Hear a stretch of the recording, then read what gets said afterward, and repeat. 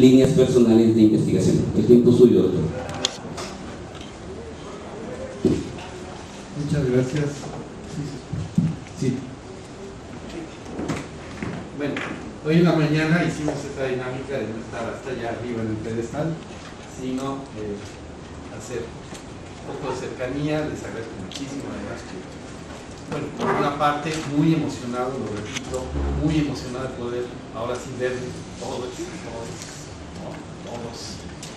porque en las sesiones que tuvimos anteriormente no sabíamos realmente a quién estábamos hablando, entonces pues me da mucho gusto conocerlos, aunque sea este momento, este grato momento. Bien,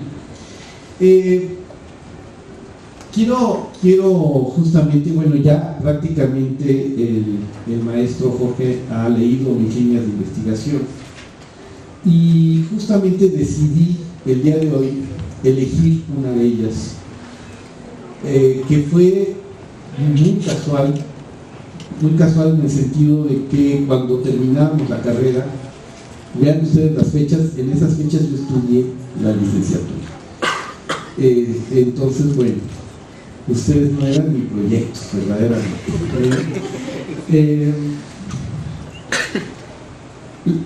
En esos momentos muy poca gente terminaba la carrera o se recibía, o tenía el título. Pues en mi generación, justamente Alejandro es parte de mi generación, pues comenzamos como a pensar que ya podíamos comenzar a recibirnos, pero no sabíamos en qué tema.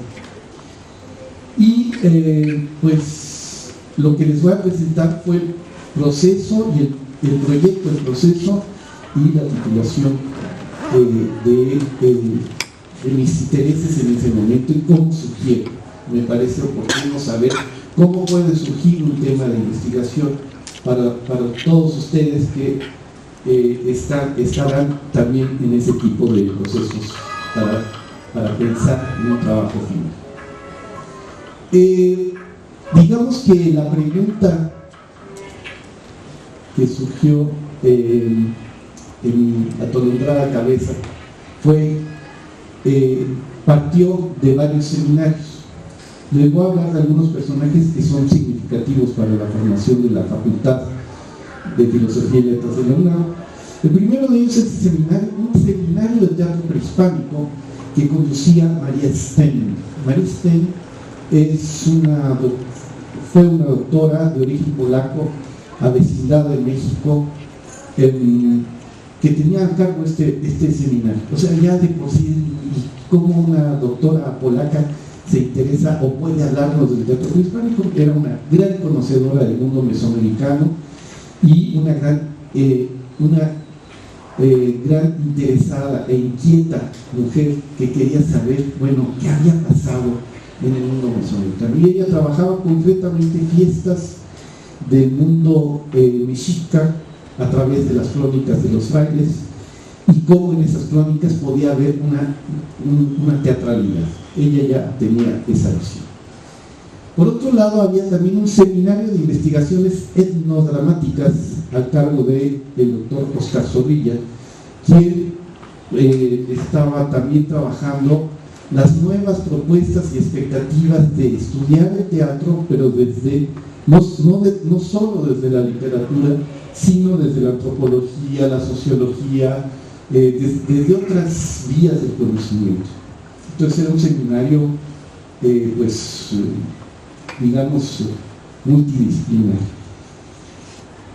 Para esos momentos ya teníamos presente esta publicación del Teatro Náhuatl de Fernando Casitas, quien en su estudio introductorio también hacía una serie de reflexiones sobre el teatro que se encontraron los franciscanos cuando llegaron a México.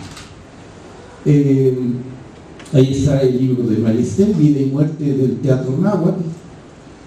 Y la pregunta que yo me hice, pues tiene que ver de la observación de las ciudades, porque ella nos planteaba, bueno, ¿cuáles podrían ser las fuentes para hacer una reconstrucción de lo que pasó en el mundo indígena, en el mundo mesoamericano. Entonces yo dije, bueno, a lo mejor no solo las crónicas, sino la observación de las ciudades, de las ruinas que podemos visitar, que podemos ver, y que pues a mí también me parecía que podríamos considerar algunos elementos como esta plataforma que se encuentra en la Plaza de la Luna de Teotihuacán, de la ciudad de Teotihuacán, que pues, es muy sugerente como espacio en donde se podía ver, se podía hacer, o sea, desde donde se podía ver y en donde se podía hacer algo, y eso nos emparentaba con el teatro, ¿no? Y esto evolucionó ya a una propuesta de proyecto sobre Tikal. ¿Por qué?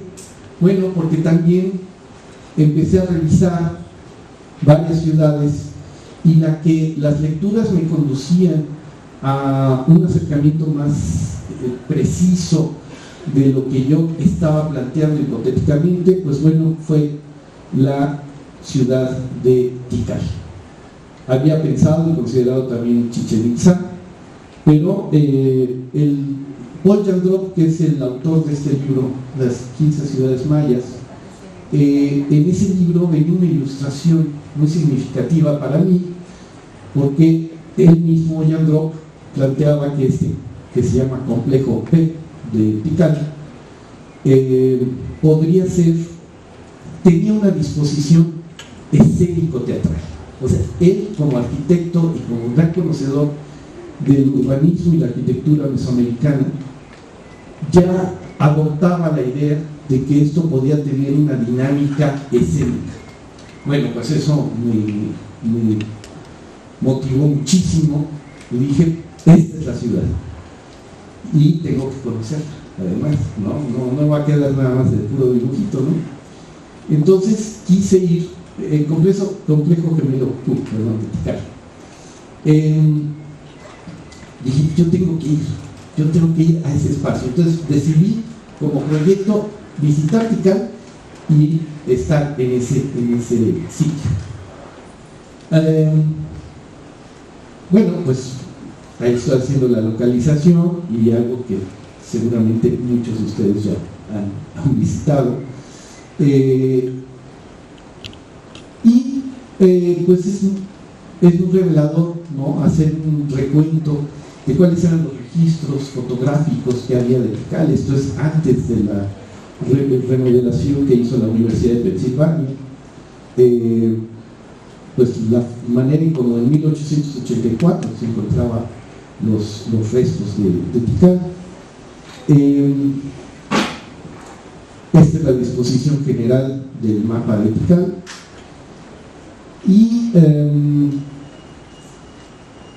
bueno, pues comencé también a revisar la disposición de toda la ciudad, qué relación había entre ese complejo y el resto, puras oposiciones de los manguistas, lo que yo retomé, ¿no? Ahí está justamente indicado dónde se encuentra este complejo, el que le denominan el complejo Q. Y pues cuando llegué, bueno, me esforcé y vine a Guatemala les voy a decir la fecha, marzo de 1983. Mi padre, que sí estaba muy bien informado de las noticias, me dijo, ¿que vas a ir a dónde? A Guatemala, a la selva. Ajá, bueno. ¿Estás seguro? Sí. ¿Por qué no? Bueno, pues me vine después de Semana Santa y pues ya aquí me enteré que la cosa estaba un poco complicada, ya se imaginan. Ni modo, ya había llegado a Guatemala. Y me lancé ya en un vuelo a Las Flores, llegué a Tikal, estuve 5 o 6 días. Y uno de los guías que están por ahí en Tikal resultó que estaba participando en el rescate de un área de Tikal yo le conté mi proyecto y me dice, tú ya no vas a analizar ese complejo Q, vas a ver lo que está abajito. Los arqueólogos le hemos llamado la arena, ¿no? Y efectivamente me encontré algo, eso es mi dibujo o un apunte cercano que un buen amigo además me lo afinó, pero era más o menos esta la exposición. Esas son fotos mías de cómo estaba el sitio en ese momento. Se habían hecho las calas en donde se observaban, parecían escalinatas, pero en realidad ya en una interpretación arqueológica se trataba de asientos de sillería, o sea, lugares en donde se sentaban. Y eso ya me lo indicaban los arquitectos. Entonces, ten siempre cuidado de que lo que vas a manejar sea una escalinata o un lugar en donde la gente pueda sentarse para ver, ¿no? Y bueno, efectivamente, pues fui revisando todo el área, todo el espacio para mí solo. De repente me rugían, no sé si monos aulladores u otro animal felino, pero bueno, pues yo decía, ya aquí me quedo. Pero no, el caso es que bueno, hice toda la interpretación de los datos y llegué a esto que me hizo el favor de reconstruir el arquitecto. No, este es un dibujo de Gabriel Hernández del área. Entonces, ¿qué me encontré? Pues con una propuesta mucho más interesante todavía que el complejo. Si ven ustedes en la parte superior, se ve el complejo Q, el famoso complejo Q que vimos en otro dibujo, se llama la arena. ¿Qué tiene de particular este espacio? Pues que hay una analogía interesantísima con el teatro griego. Es decir, en vez de un círculo, un medio círculo y un sitio que es la esquene, que fue la que manejaron los griegos, aquí me encuentro 3 lados de asientos para ver hacia la plaza y un remate de 2 edificios. Y bueno, pues con esa interpretación pues hice mi tesis de licenciatura que se llama Los espacios escénicos en Tikal. La pueden consultar en Tesis UNAM. Hay un sitio de la Universidad de la Dirección General de Bibliotecas, DGB UNAM. Ahí dice tesis y ahí está, por si la quieren. Y claro, también se me cuestionó, ok, ¿cómo usted, y eso me lo dijo el doctor Carlos Solórzano, que es el presidente de mi jurado, dijo, ¿y usted cómo argumenta que eso pudo haber sido hecho para una escenificación? Entonces, claro, sí, me tuve que buscar referentes iconográficos, referentes, ¿no?, como objetos como esta estatuilla de la colección Stavenhagen, que el propio Stavenhagen le puso el actor maya. Es una pieza magistral porque, pues claro, efectivamente tiene una capa y tiene una máscara, tiene una actitud pues muy teatral desde mi punto de vista. El problema de la investigación teatral, sobre todo los que somos teatreros, es que a todo le vemos cara de teatro. Entonces sí tenemos que mesurarnos y de veras saber si lo que estamos planteando es eso que estamos viendo. Pero digamos hay elementos, por ejemplo, los propios murales de Bonaparte. Hay toda una procesión con disfraces, con grandes disfraces, ¿cómo decirles? Con disfraces muy complejos, que podrían perfectamente haber participado en un espacio así, ¿no? Pero todos hipotéticos. Así convencía a mi jurado el día del examen que yo sudaba a mares, ¿no?, respondiendo a aquello. No, el doctor Solórzano terminó diciendo, bueno, ya, como última pregunta, ¿cuál es la tesis de su tesis? Que nunca les pregunten, por favor. Y medio balbuceé y dije, Pues está en la introducción. Efectivamente, sí, ahí está la introducción. No sé, realmente sí está la introducción, pero no está mal. Yo estaba, pero yo bueno, parece que loco, bueno. Digamos, esta investigación me llevó, bueno, el propio doctor Jean Roch fue parte del jurado, este doctor, especialista en arquitectura maya y arquitectura y urbanismo, y él me invitó a colaborar en la publicación, un resumen, la síntesis de la tesis, que también la voy a mandar para que ustedes la consulten si les interesa. No está en línea, creo todavía, pero les puedo enviar ya un PDF con el artículo. Es mucho más sintetizado que todo lo que digo en la tesis.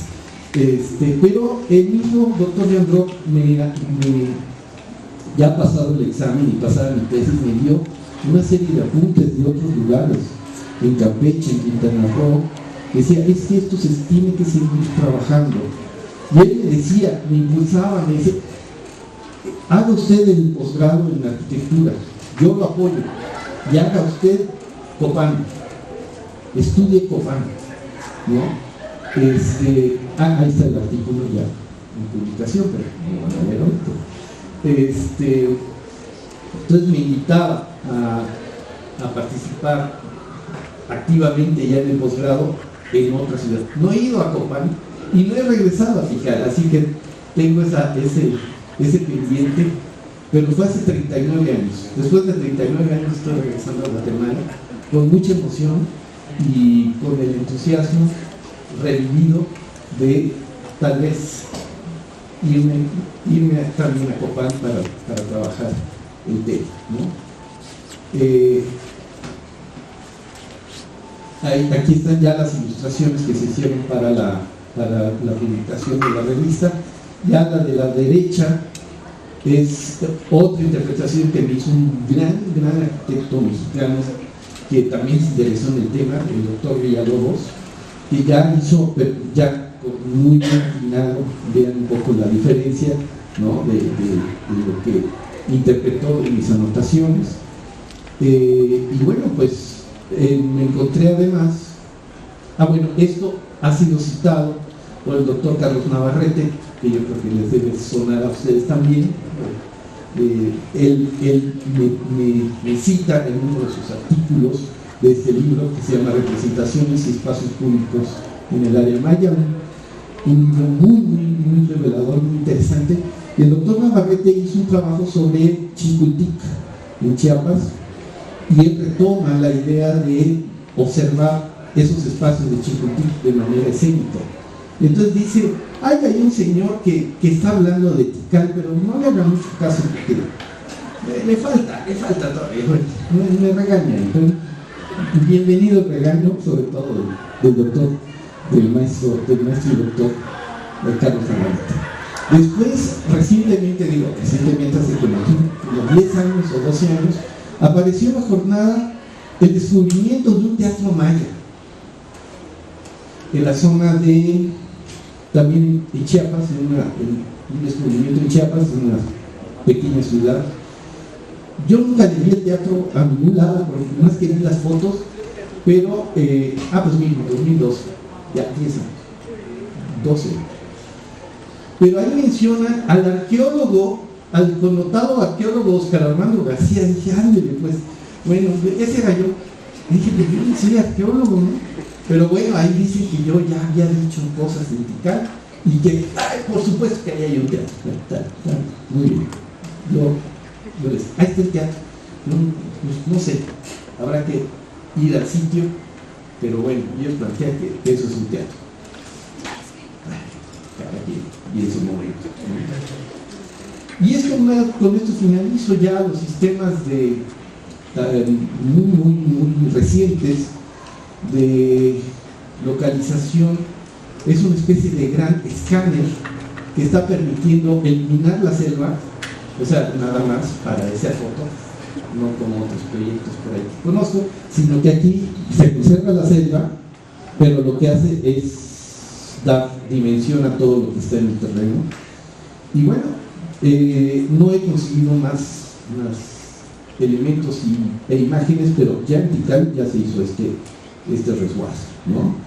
Entonces, pues sí, me falta, mira, lo que están haciendo estas maquinitas maravillosas. Entonces, bueno, pues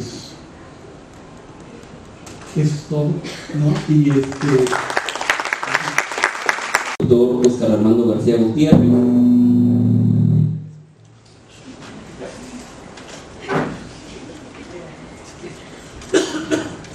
Y ahora me permito leer la hoja de vida del doctor Ricardo.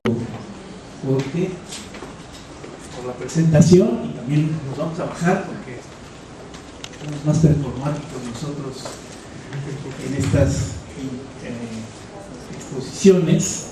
Yo les voy a platicar de algo más personal, un recorrido que yo he hecho. No me voy a detener al final en una investigación, pero voy a hacer un recorrido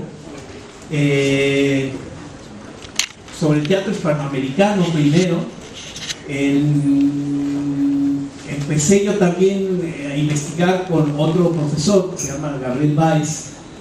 Él es el hijo de Leonora Carrington, por eso es Báez Carrington, y a él le interesaba también mucho Artaud y el chamanismo. Entonces yo empecé con él y también el etnodrama, como ya lo mencionaba el doctor Oscar Armando, que el etnodrama lo hacía con Nicolás Núñez. ¿Qué era el etnodrama?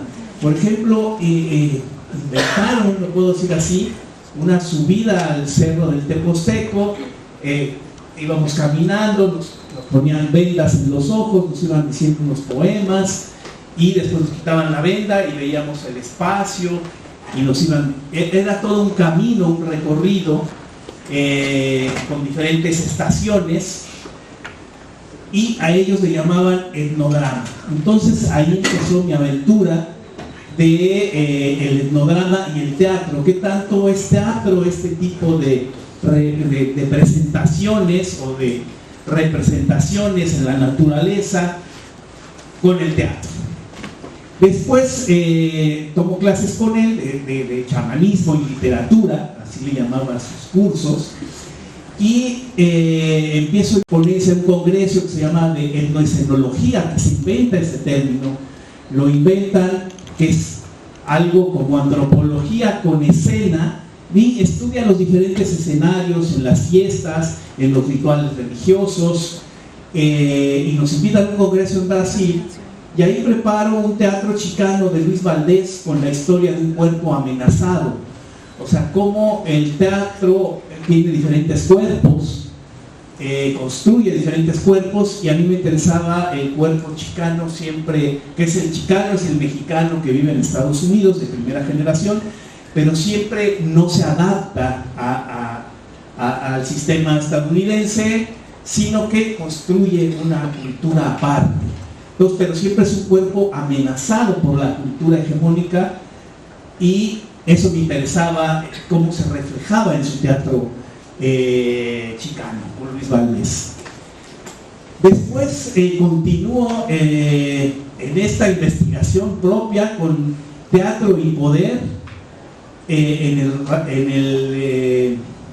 el Rabinal Achí y en el Popol Vuh. Entonces ahí analizo las jerarquías de poder que existen dentro de estos textos.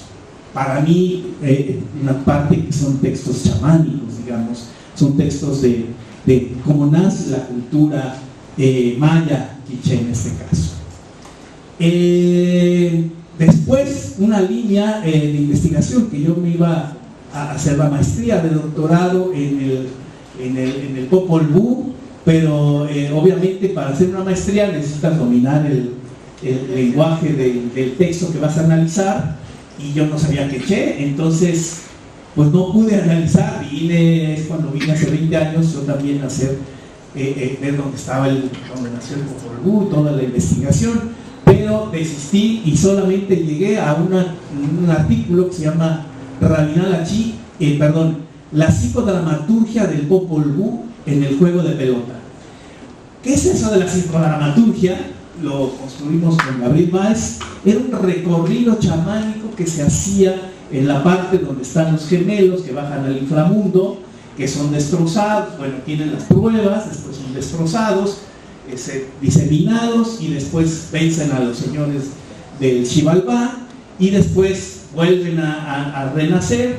Y para nosotros era un viaje, o sea, a la hora que se narra esto, los oyentes hacen un viaje psicológico o psicodramático y hacen este recorrido chamánico de desmembramiento y después de volver a la vida.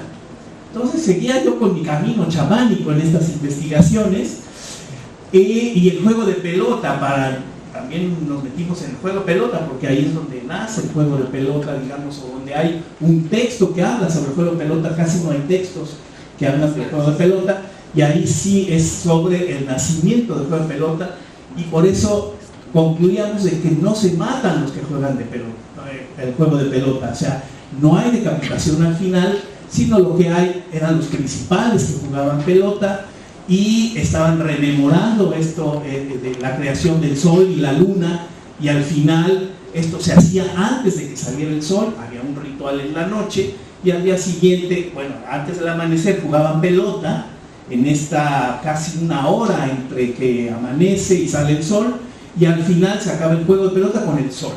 Esa es la hipótesis de nosotros.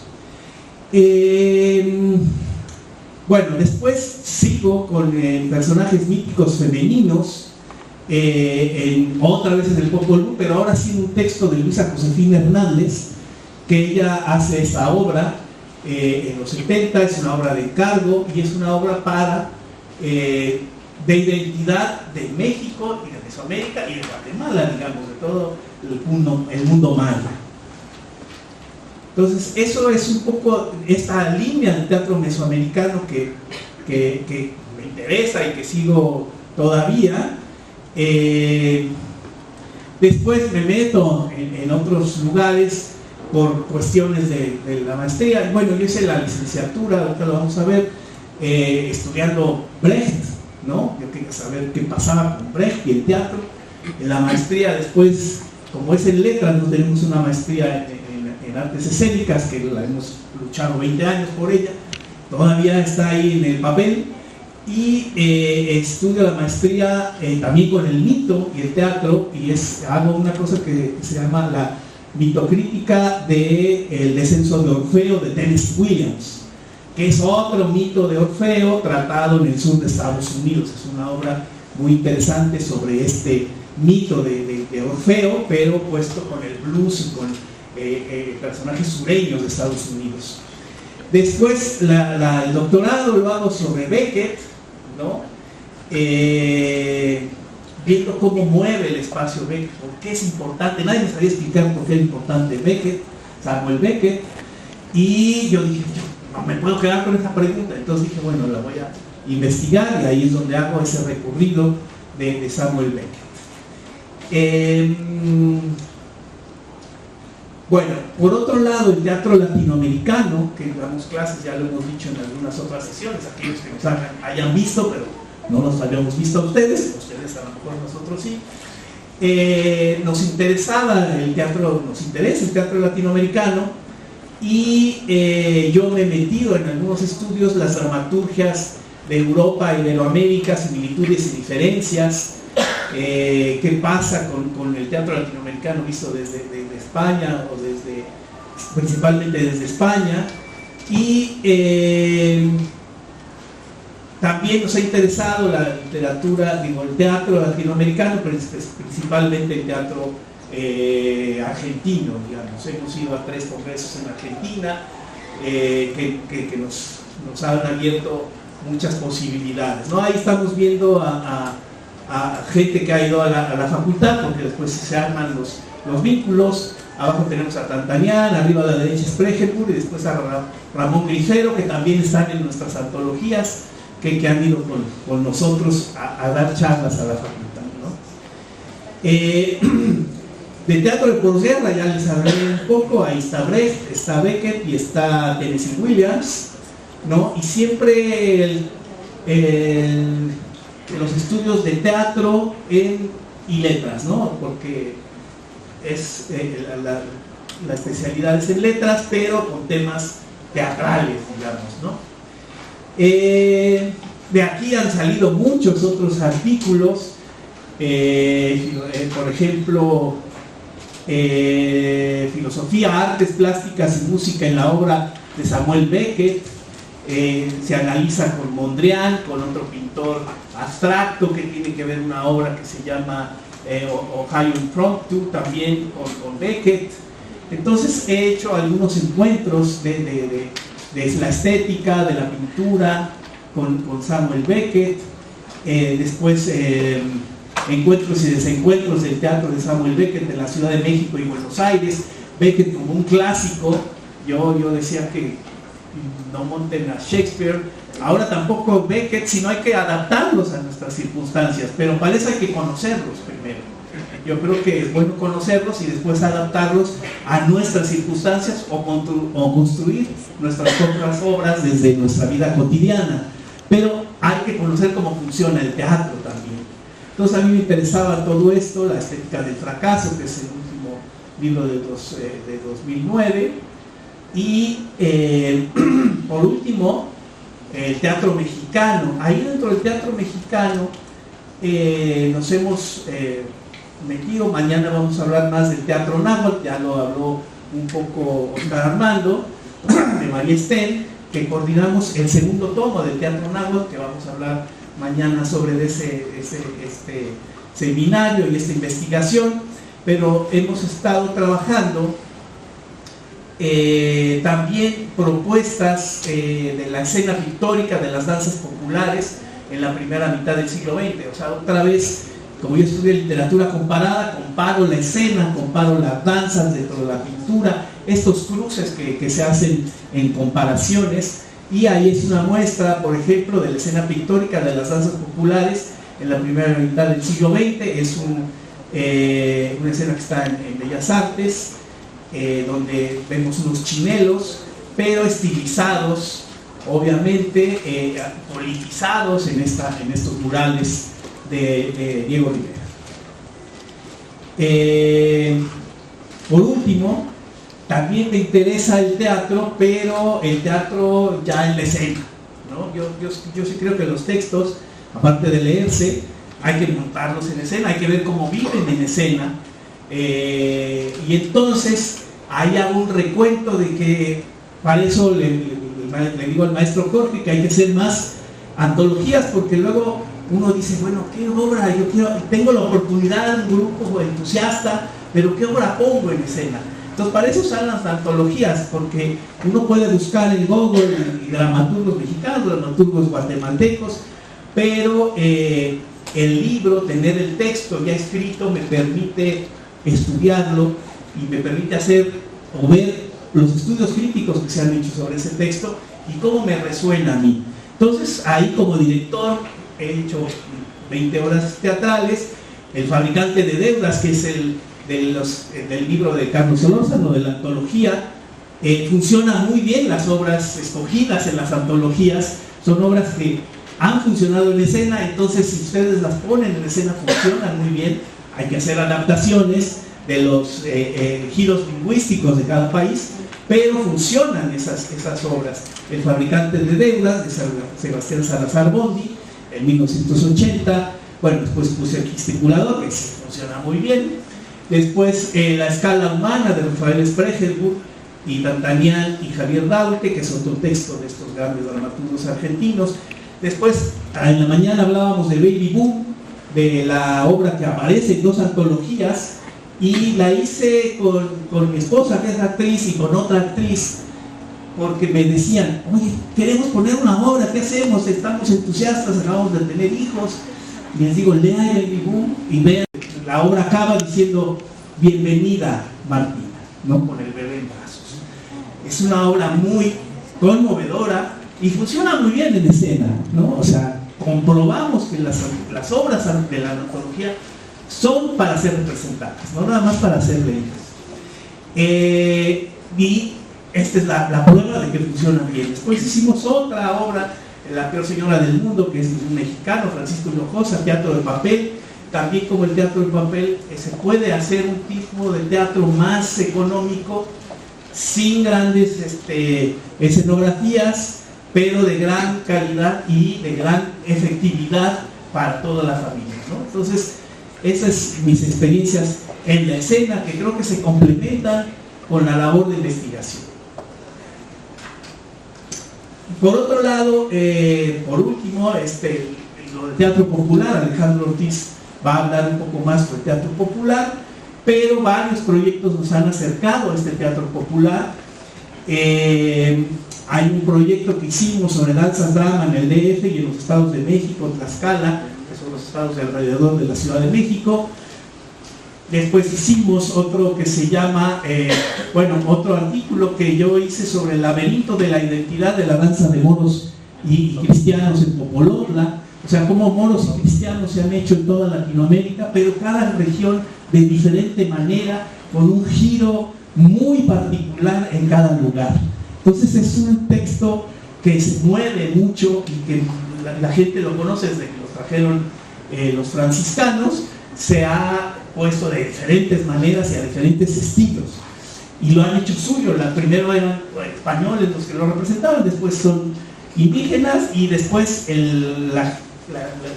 la gente popular, las cofradías o los grupos de los pueblos para identidad. Nos ha interesado esto, la identidad por medio del teatro. Después hago todo un estudio sobre los tecuanes, que es una danza drama que tiene un texto que está en náhuatl y español, y cómo el tigre o el tecuán se convierte en una identidad de los pueblos del Distrito Federal, de la Ciudad de México, y de los pueblos de alrededor, que es Morelos. Pero el jaguar nos viene desde los olmecas, ha sido un símbolo, y también aquí hay danzas de jaguares. O sea, cómo ese jaguar representa identidad dentro de estas representaciones. Por último, hay otro tipo de teatro popular. Ahí lo que estoy viendo en la comida, me decían que les gustaba ir a México con las representaciones del 15 y 16 de septiembre, que es unas cosas festivas en todo México. Y aquí hay una representación popular que se hace, que se llama el simulacro de la toma de la Alhóndiga de Granaditas, el 15 y 16 de septiembre en Tetelpa, Morelos, el mismo lugar donde hacen la representación de los tecuanes. Pero esto es una representación de un texto del principios del siglo XX, que se adapta, lo llevan unos maestros de la primaria, lo ponen en la primaria, y después se lleva al pueblo, y después empieza a crecer, y es una representación de más de, podríamos decir, 200 personas, y alrededor de 3,000 personas viendo este espectáculo, que comienza el 15 en la noche con una representación de Hidalgo, y el pueblo entra porque es llamado, y con antorchas, y hay una representación de 10-15 minutos, y al día siguiente se van a un espacio abierto, a las canchas de fútbol, donde representan ahora sí la batalla de la toma de la Alhóndiga de Granaditas, que es la primera batalla que hace Hidalgo después de gritar. Se va sobre Guanajuato y sobre esta alhóndiga, donde se refugian los españoles y un poco del ejército que estaba ahí en Guanajuato, y es como lo atacan a este lugar. Entonces, para eso ellos hacen una especie de tamales. ¿Cómo les llaman aquí los tamales? Chuchitos, pero adentro le ponen ceniza no ceniza de chucho, ceniza de las fogatas, del fuego, lo que queda, lo envuelven muy bien, lo amarran, y después se lo avientan entre el ejército insurgente y el ejército español que defiende.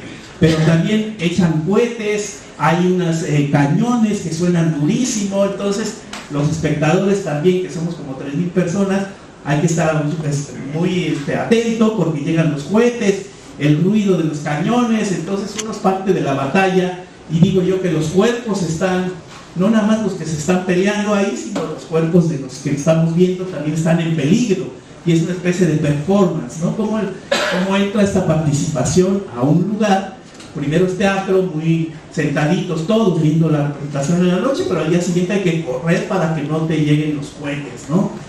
Pero cómo se vuelve festivo y cómo ha crecido estas representaciones en los diferentes lugares. Y por último, me toca en el año sabático del año pasado otra fiesta que se ha hecho muy grande en Zacatecas, en el norte de México, que es el Teatro La Morisma de Bracho en Zacatecas.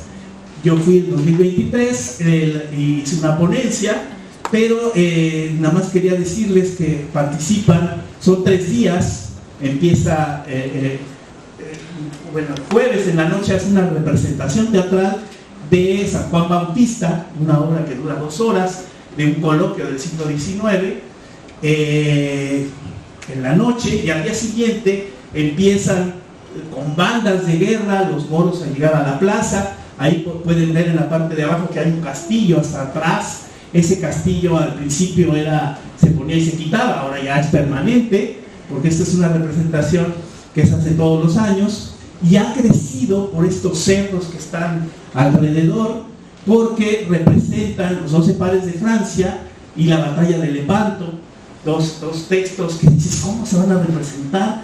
Bueno, por un lado vemos en la parte de abajo hay una lucha entre el moro y el cristiano del lado izquierdo, vestido como del siglo del 19, parece Aldama o Mina, vestido de insurgente, y los otros son moros. Entonces, ¿cómo los uniformes crean este espectáculo? Hay textos, dicen mucho texto, como 4 horas de texto, pero caminando a caballo, y se vuelve muy espectacular porque hay 5,000 moros por un lado. Ahí en la parte de abajo podemos ver en la parte de arriba del lado izquierdo, primero empieza del lado derecho, que forman los moros una media luna con cuerpos en el cerro. Son alrededor de 5,000 personas que forman esta forma. Con los musulmanes mandan un embajador, quiero tomar la plaza, le dicen que no, entonces bajan todos corriendo a tomar la plaza. Al día, bueno, después hay cañonazos, bueno, no cañonazos, sino que tienen una especie de mosquetones, que la batalla es con mucho ruido, 5,000 mosquetones de un lado y de otro. Esa es la batalla. Ahí no se avientan tamales o chuchos, sino se avientan pólvora y ruido, a ver quién hace más ruido de un lado y de otro. Al día siguiente, los cristianos hacen una cruz, no sé si se alcanza a ver, una cruz del lado izquierdo arriba. Esos son con cuerpos humanos, los blancos son los cuerpos de las bandas de guerra, y la cruz la forman. También mandan un emisario de que se rinda la plaza, dicen que no, y bajan todos corriendo y toman la plaza, dicen otros textos, y la obra se acaba con la batalla y con una cabeza de un musulmán, porque no se han querido evangelizar, no se ha querido bautizar. Uno sí bautiza, lo perdona, pero el otro no quiere, que es el general Balam, y lo matan, supuestamente, es teatro, no le cortan la cabeza a nadie, pero van con la cabeza y con gritos y todo. Ahí se acaba la batalla, ahí se acaba la representación, pero hay como 25,000 personas viendo toda esta representación. Y es después de la representación que también hemos estudiado de la Pasión en Iztapalapa, que van alrededor de 1,5 millones de personas a verla y a ver cómo crucifican a Cristo. Es una representación de masas. Esta es la segunda representación más grande de masas que se hace con estos textos que casi nadie conoce, los 12 pares de Francia y la batalla de Lepanto.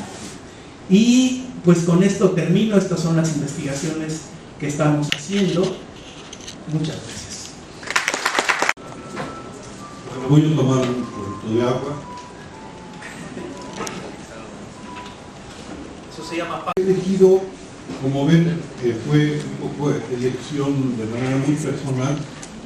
En la mañana hablábamos de teatro popular y de teatro comunitario, que es quizá la línea fundamental con la que he trabajado en mi vida profesional, tanto desde la perspectiva de la investigación histórica como teórico-metodológica y también práctica. Tuvimos la suerte de ver un ejercicio de teatro comunitario en un ámbito universitario. Sin embargo, en lo que pensé es algo que puede ser interesante para todos. ¿Cómo empezar a realizar una investigación en algo tan inacible como el teatro?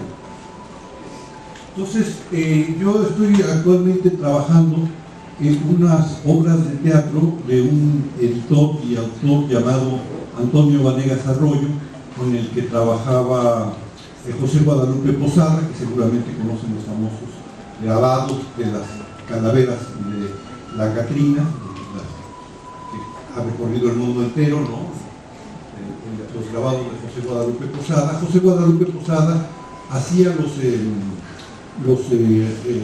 las portadas de estos cuadernillos, estas obras de teatro y a veces una colección de cuentos para niños, que cuando uno ve esas obritas, que son unas obritas que eran impresas en un papel muy corriente, que se vendían en las esquinas, que se le conoce como literatura de cordel, estaban unos centavos, ¿no? La primera pregunta es, cuando uno ve esos cuadernillos, uno dice, ¿y esto qué? El ¿y esto qué? Al llegar a una publicación académica hay un largo proceso. Y yo creo que el ¿y esto qué? Es fundamental, porque es la máquina de la curiosidad empieza a funcionar. Yo creo que no se puede investigar si no se tiene curiosidad.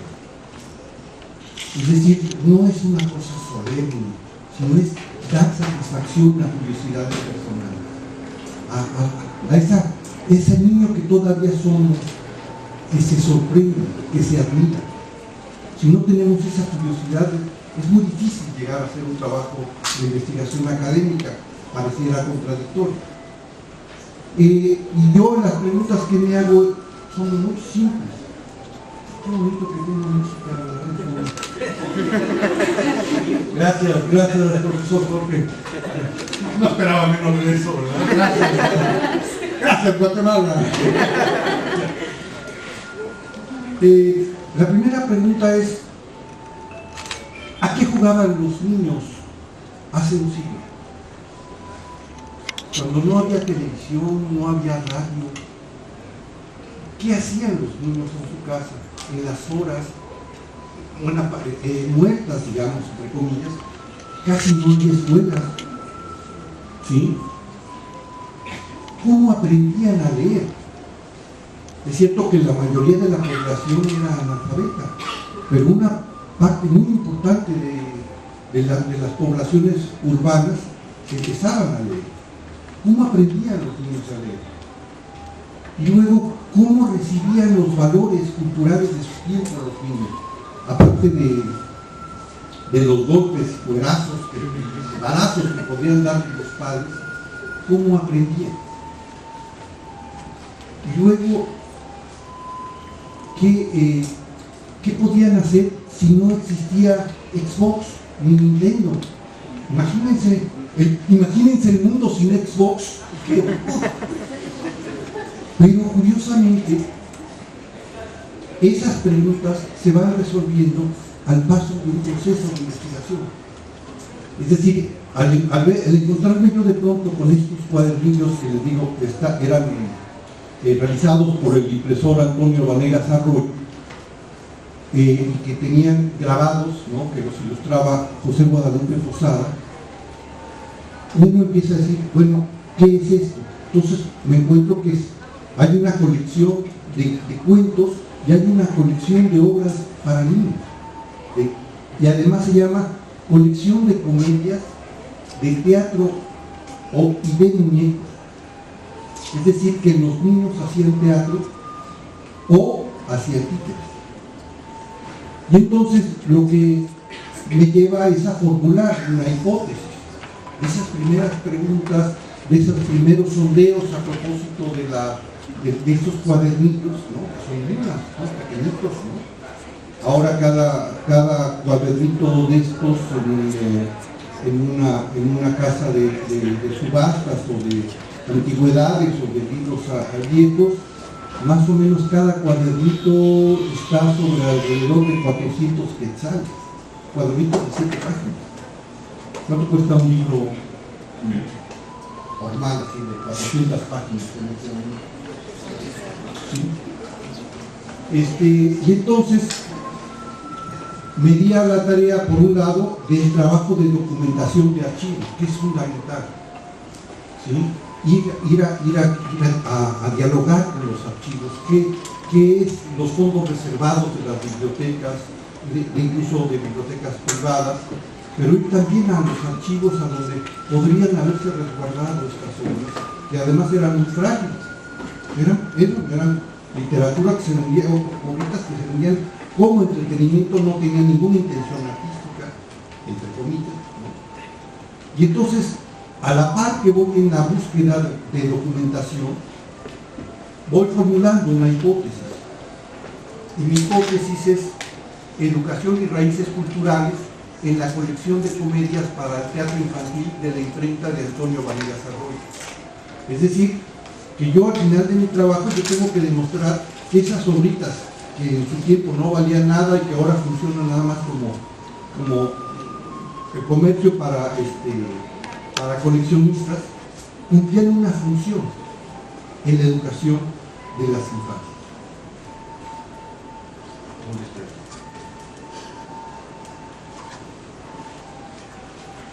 Ahí tiene. Ahí está la Galería del Teatro Infantil, los nombres. ¿Sí? Vean qué cosa tan linda. ¿Sí? Los grabados, les digo, son de José Guadalupe Posada. La imprenta de Antonio Vanegas Arroyo, lo mismo, editaba colecciones de cartas de amor, ¿no? Ramilletes de poesía, cuentos para niños, recetarios de cocina o oraciones. Aquí también editaba cancioneros, juegos de baraja, juegos de azar, juegos para niños como los de la oca, que no supongo que también se juega aquí, la lotería. Las primeras formas de la lotería ya impresas salieron de la imprenta de Vanegas Arroyo, pero igual en una investigación uno no puede tomarlo todo, por más maravilloso que uno encuentre cosas en archivos o en libros, uno tiene que acotar el trabajo, ¿sí? Si no, además uno se desvía y uno no termina nunca, jamás de trabajar. Entonces yo estoy, a pesar de que haya cosas tan fascinantes, ¿no? Hay incluso una colección de magia, de trucos de magia, pero también de magia negra, magia blanca, ¿no? Eso anda medio raro, un tipo que al mismo tiempo publica novenarios y oraciones para los difuntos, ¿no? Publica también, ya no trucos, sino conjuros de magia negra, ¿no? Todo era negocio, ¿no? Pero todo eso lo tengo que dejar a un lado. Lo mío son incluso hay otras colecciones de teatro, colecciones de monólogos, ramilletes de poesía en que los niños aprenden a recitar. Hay incluso uno de loas, ¿no? En donde se conmemoran a los héroes de la patria o a la Virgen de los Remedios, en fin. Todo eso que tiene un valor escénico lo tengo que dejar a un lado, porque no voy a tener el tiempo y es mejor ir directamente a donde estoy trabajando. Y mi objeto de estudio es la colección de comedias para el teatro infantil y de muñecos desde la perspectiva que tienen una función educativa en su propio tiempo, es decir, hacia 1904, 1918, porque también hay que fijar un espacio-tiempo, ¿sí? Y empiezan a aparecer obras muy interesantes que son adaptaciones de zarzuelas. Esta de la isla de San Balandrán es una cosa sorprendente porque está basada en una zarzuela muy popular a finales del siglo XIX que presenta la historia de una isla gobernada por mujeres y que al final, en una batalla de besos, digamos, los hombres terminan a final de cuentas venciendo a las mujeres. Entonces, eso que nosotros desde nuestra perspectiva podríamos pensar, wow, al fin aquí las mujeres, al final ocurre lo que tenía que ocurrir, pero el juego teatral que los niños, las niñas y los niños aprenden a jugar haciendo teatro y a mantener sus roles sociales, lo aprendían a través del teatro. Yo no digo que toda la población, claro, un segmento de una población ilustrada, ¿no? Porque eran ya niños que sabían leer y escribir, pero aprendían a leer además y a practicar la lectoescritura memorizando estas obras de teatro, ¿sí? Y expresando teatralmente los valores que están al interior de las obras. Este es un muy antiguo sainete. Oscar Armando hablaba en la mañana de la famosa serie radiofónica de Tres Patines, ¿sí? O del teatro regional en Yucatán. El Juzgado de Paz es en general, claro, estas comedias para el teatro infantil, como están pensadas para niños, son reducciones, son de 7 páginas. La mayoría son en verso. Y muchas son, obviamente, no tienen, la mayoría son anónimas. Hay uno que otro autor, ¿no? Pero en el Juzgado de Paz lo que presentan es, claro, ¿qué es lo que ocurre en un juzgado? Pues pura corrupción de los jueces, ¿no? De a ver si algún campesino me da una fanega de arroz, aquí el otro me da una de café, y entonces le resuelvo. Entonces es muy interesante cómo de pronto en estas obras para niños hay el retrato de una realidad social que es incuestionable y que los niños juegan a verlo críticamente, ¿no? Esta es verdaderamente sorprendente, se horroriza, incluso por ahí hay algún artículo de un investigador que dice que esas obras no podían haber sido representadas por niños, porque lo que representa es un asesinato de un hombre celoso que se inventa la historia de que su mujer lo engaña con otro hombre, y entonces, desquiciado, toma su cuchillo, un cuchillo gigantesco, ahí se ve, ¿no? Y en escena apuñala, ¿no?, a su mujer y al supuesto violador de su honra. Y al final, claro, se lo llevan preso, pero el hombre, como tiene el cuchillo en la mano, también le da al policía. Y uno dice, ¿qué es esto? ¿Cómo? ¿Qué tiene que ver con la educación? Bueno, para empezar es muy importante, eso nos enseña justamente el trabajo de investigación, que es nuestra noción del teatro para niños, nuestra noción de lo que un niño debe aprender. No tiene nada que ver con lo que se pensaba hace un siglo. ¿Sí? El mundo de los valores, de la moral social, es muy contrastante. Y por otra parte, la representación de la violencia nos parece que es un horror, pero lo vemos en los videojuegos. Claro, lo que nos dicen de pronto es que los videojuegos generan violencia pero a la hora de la hora está demostradísimo que ningún videojuego ha sido una escuela de crimen, ¿no? Y claro, ¿a qué otra cosa jugaban los niños? Volvemos a la misma cuestión, entonces hay que ver ese horizonte, ¿no?, del tiempo en que se representaban estas obras. ¿A qué jugaban los niños? Las niñas jugaban a las muñecas y los niños jugaban a los soldados. Hace más de un siglo, vamos a ir en 1910, ya entrado el siglo XX, pero vamos a decir que todavía en los años 50, 60, 70, era un honor morir por la patria. ¿Sí? Era normal, por lo tanto, era bueno ver a los niños jugar a matarse, a ser soldados. ¿Qué es lo que hace un soldado? Un soldado es una máquina de guerra, está entrenado para matar, a eso se dedica. ¿Sí? Entonces, justamente, ¿qué es lo que hay educativo en esta historia de los celos del negro con Don Folías? Pues era un poco como una especie de válvula de catarsis de la violencia social que se servía sobre las ciudades.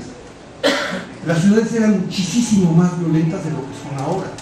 Claro, estamos volviendo a una época terrible con las bandas de narcotráfico, ¿no?, en donde a la gente les quitan todo sentido moral, ¿no?, y matan casi por deporte, ¿no?, por una hazaña y una agresividad terrible.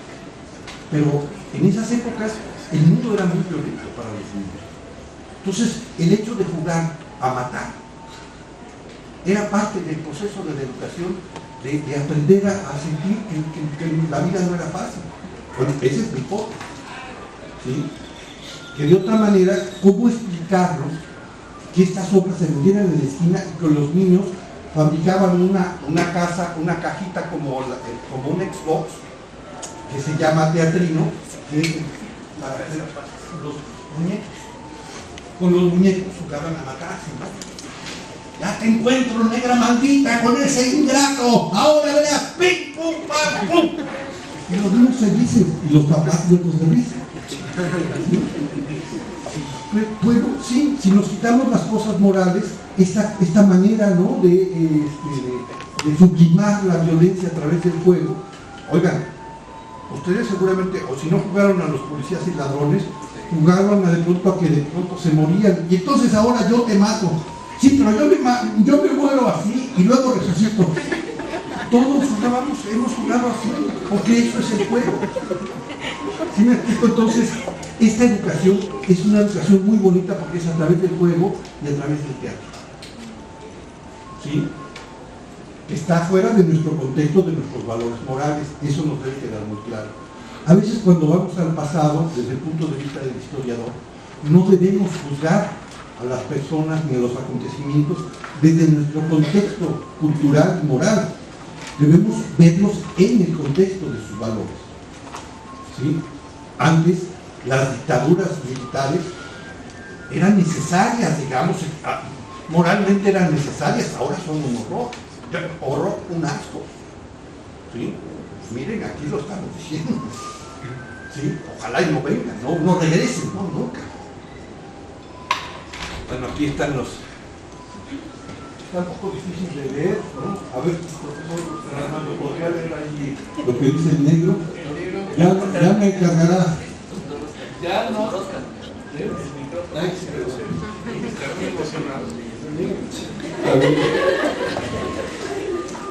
Ya no cargarás garrote, demonio de tecolote, a este ya lo despaché, le da con el pie, a que busque a San Elías, ahora me falta la negra y el diablo de Don Folías. Ok, no se va a evolucionar el profesor.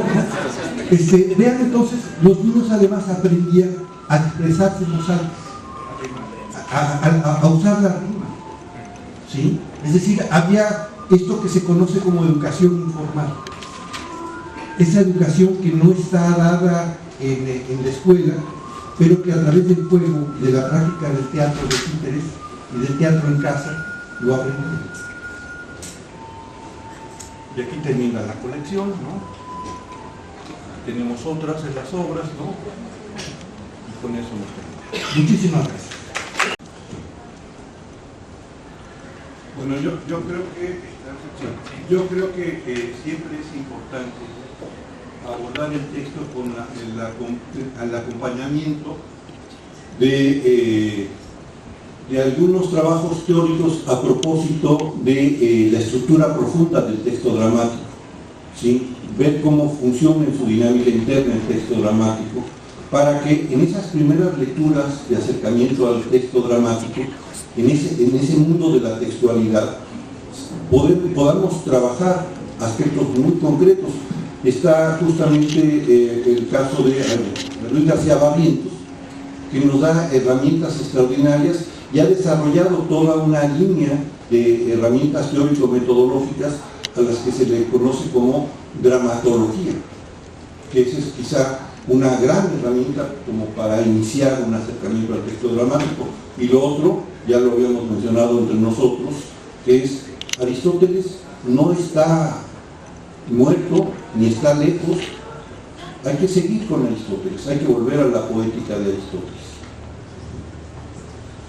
Sí, ahí yo diría que es muy diferente dejar un texto dramático para que se lea en casa y uno lo lea solo, porque es difícil a veces seguir los personajes, uno tiene que pasar la hoja, ¿a quién está hablando? Ah, esta es la esposa, sí, ya sigue leyendo, y entonces es difícil esa lectura. Entonces lo que se tiene que hacer es una lectura en voz alta, con diferentes voces, y el texto adquiere otra densidad, ¿no? Entonces adquiere otra vida, adquiere pausas dramáticas, adquiere entonaciones diferentes, adquiere volumen de voz, susurros.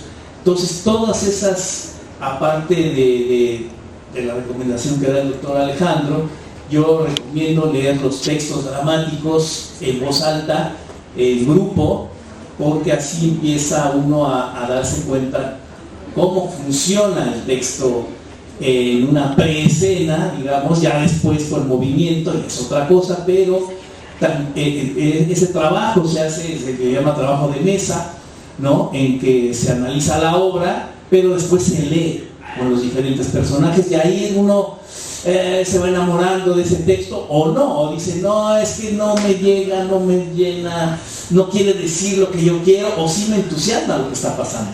Entonces ahí me voy a dar cuenta yo, sí, porque poner un texto en escena requiere mucho tiempo, mucho trabajo en equipo, ponerse de acuerdo, llegar al mismo tiempo, ensayar, y les recomiendo que les entusiasme el texto para ponerlo en escena, que es el último reducto del teatro, y después el público dirá si le aburrió o no la puesta, pero ya que haya un texto con público, ya llevamos más de la mitad de lo que el teatro ofrece, que es un grupo de gente reunida, una expectativa ritual, que ya es toda una experiencia diferente que hemos perdido, digamos, en algunos momentos.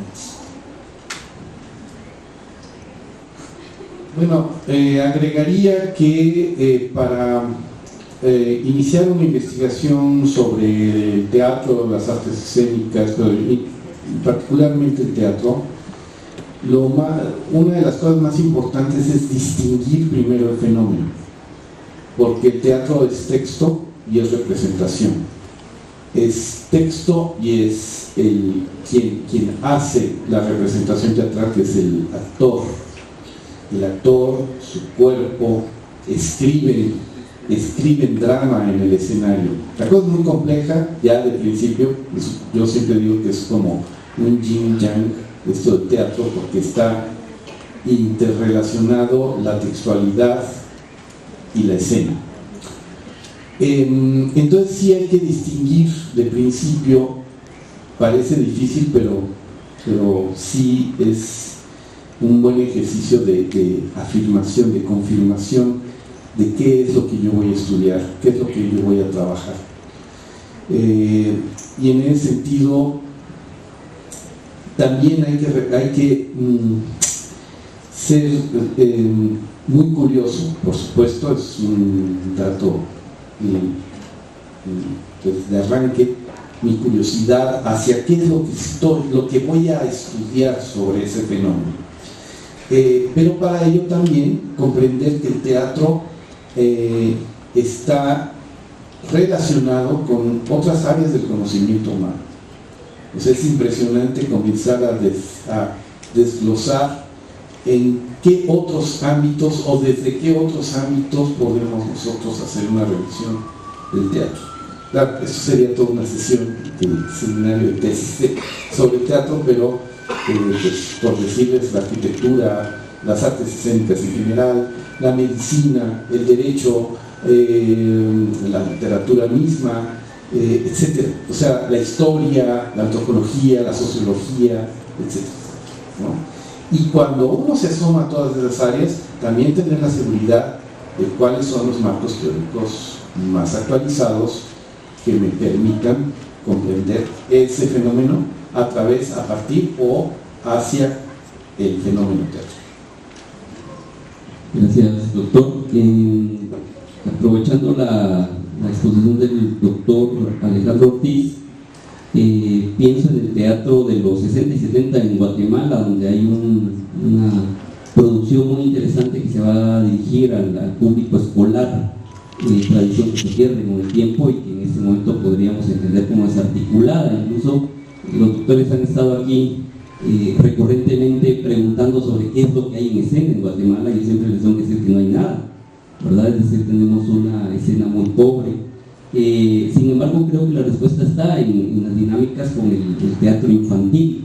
De esa cuenta, pensando en la experiencia de México, si la hay, ¿qué podríamos nosotros en Guatemala, digamos, aprender para poder articular un fenómeno teatral a nivel de infancia juventud y que pueda generar después un público más interesado en una escena real, efectiva, ¿no? De un teatro más dinámico, más completo, digamos.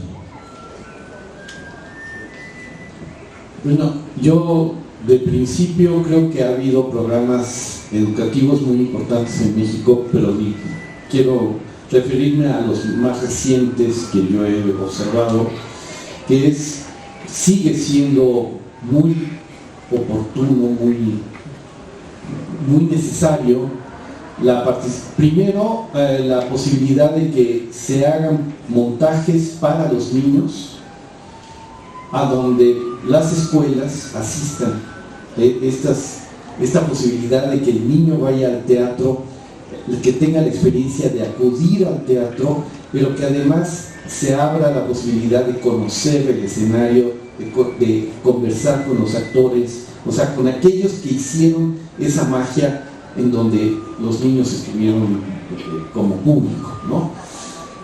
Dos, fomentar mucho, es una tarea importantísima, talleres de dramaturgia para niños, con todo el cuidado y la actualización de la pedagogía, o sea, con el acompañamiento de la revisión pedagógica para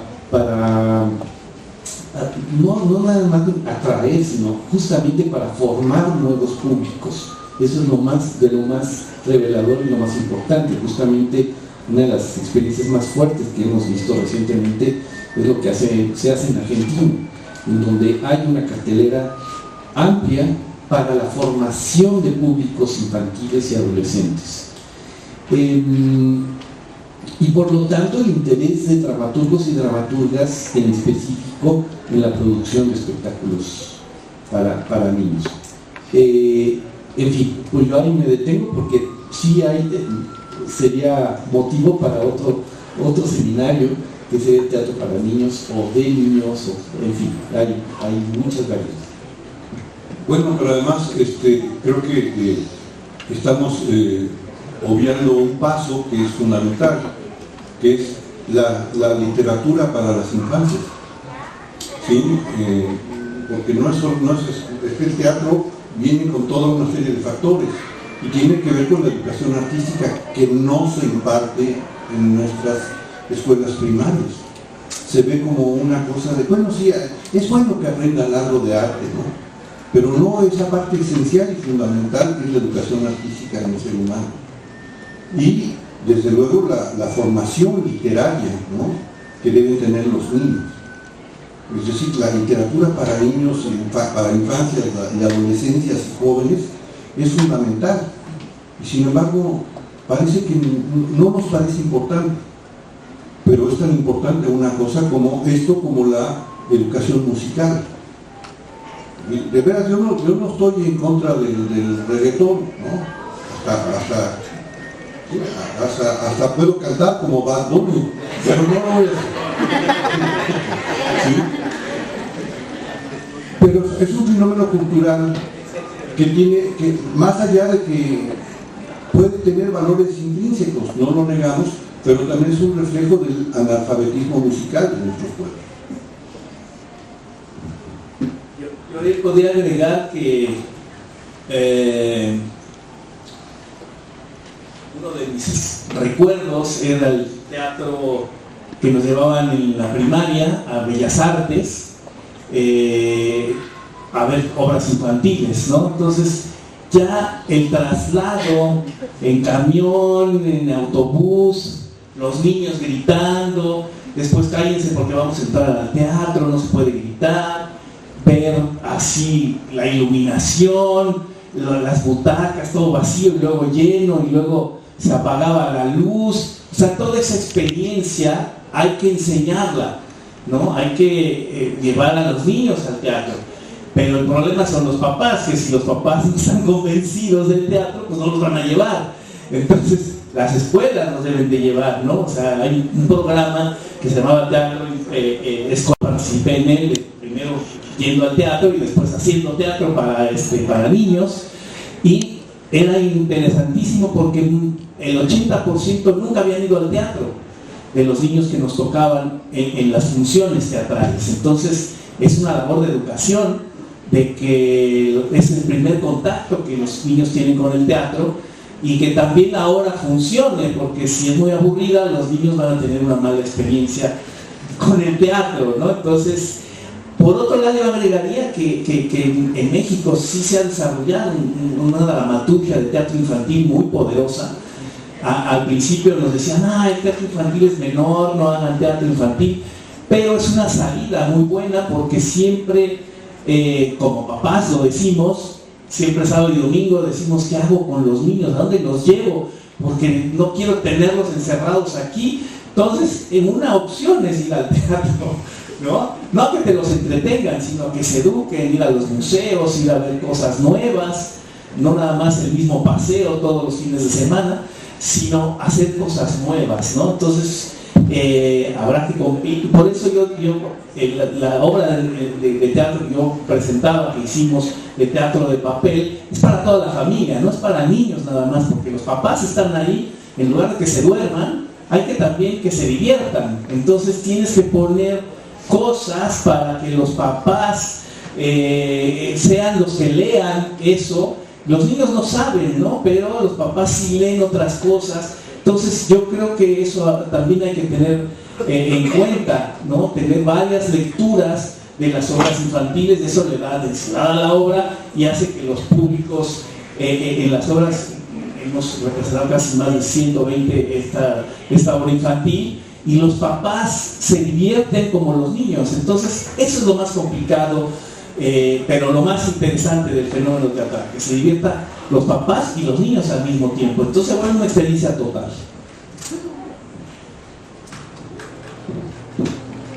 Muy bien.